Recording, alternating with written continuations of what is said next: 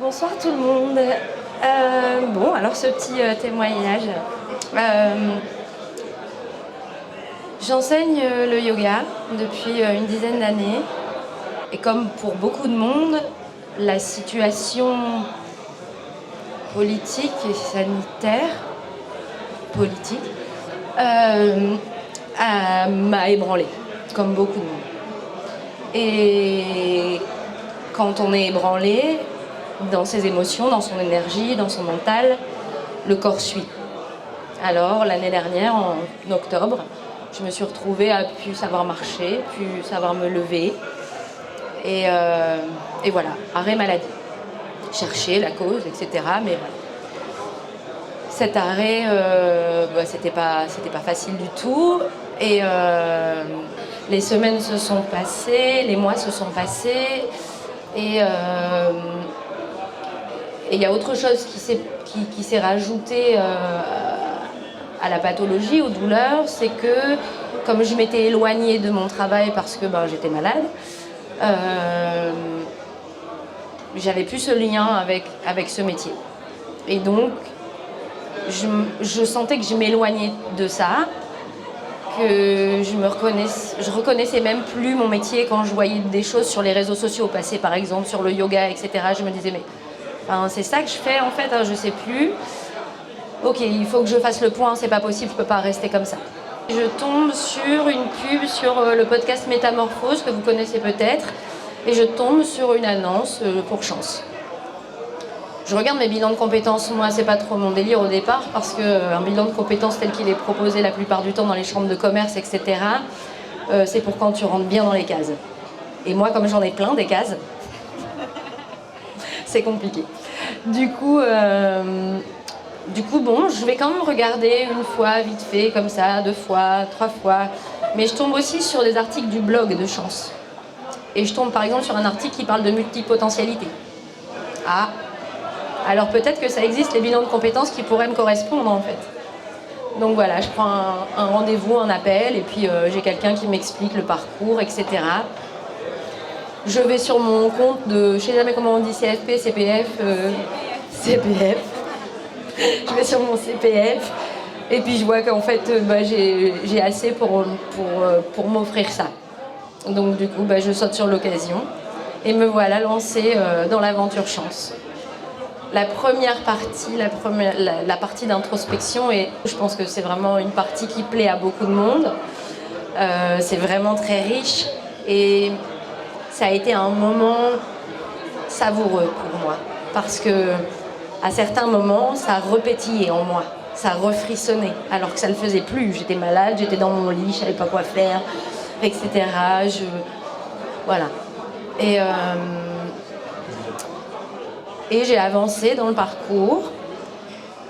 Il y a des envies d'avant, des envies de quand j'étais beaucoup plus jeune, qui sont revenues, telles que le métier de soigneur animalier. Donc j'ai creusé un peu, etc. Je me dis, mais qu'est-ce que je vais faire avec ça?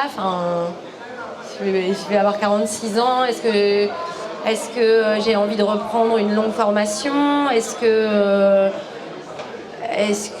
je suis capable d'être salariée? Ça fait des années que je ne suis pas salariée. J'ai pas été salariée depuis mes 22 ans, peut-être, un truc comme ça. Donc ça a été aussi une longue piste de réflexion là-dessus, sur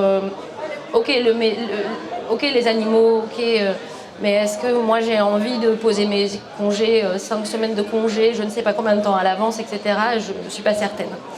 Donc je l'ai gardé un peu de côté, etc. Mais il y a une autre chose qui s'est passée, c'est que effectivement dans cette partie introspection, au moment où ça recommençait à pétiller et tout ça, c'est quand je parlais de mon métier. C'est quand je parlais du yoga, c'est quand je parlais des espaces de breathwork que je facilite. Et en fait... là, depuis le 15 septembre, à nouveau, j'enseigne et je facilite des espaces. Et je vais pleurer. Et c'est génial, en fait. C'est un métier passion, c'est clair. C'est pas autre chose. Enfin, c'est des métiers passion, parce que c'est plusieurs métiers en un métier. Et j'avais besoin, en fait, de faire le point. Parce que j'étais coupée, en fait, du frisson. La situation m'a coupé du ressenti en fait. Et c'était pas mon métier qui allait pas, c'était juste un concours de circonstances, c'était tout ce qu'on a dû subir pendant toutes ces années qui ont étouffé les choses, qui ont mis des couches de protection et qui m'ont empêché de ressentir cette joie que j'ai de transmettre. Donc voilà. Du coup, moi, mon parcours chance, c'est réapprendre à vibrer mes métiers, c'est affiner aussi mon pitch qui n'est bien sûr pas le pitch qu'on a travaillé. Là, je vais pas vous faire le pitch, hein. J'y ai pensé, hein. Je me suis dit, attends, c'est une super occasion pour travailler son pitch. Mais bon.